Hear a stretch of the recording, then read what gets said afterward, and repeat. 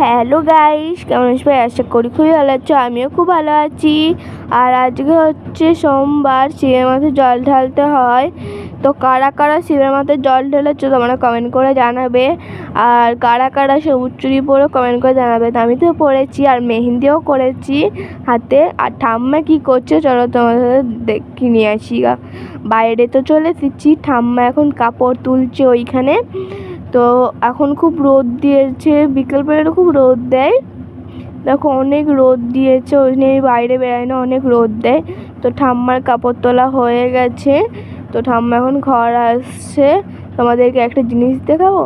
দেখো আমাদের কাছে অনেক পেয়ারা হয়েছে।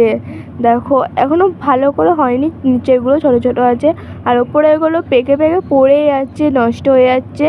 তারপরে এইগুলো দেখো, এখানে দুটো পেয়ারা রয়েছে, দেখো কি সুন্দর। এই দুটো পেয়ারা আবার ওটাও পেরে নেবো যদি পেকে পড়ে যায়। তো ঠাম্মা ঘর পেরেছে, এখন ঝাড় দিচ্ছে ঘরগুলো।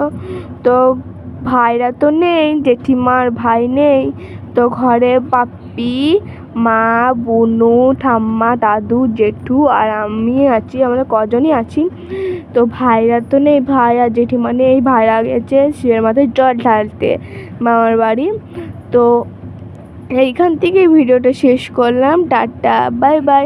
তার আগে আমার মেহেন্দিটা কেমন হয়েছে তোমরা কমেন্ট করে জানাবে। তো এইখান থেকে ভিডিওটা শেষ করলাম। Tata, bye bye.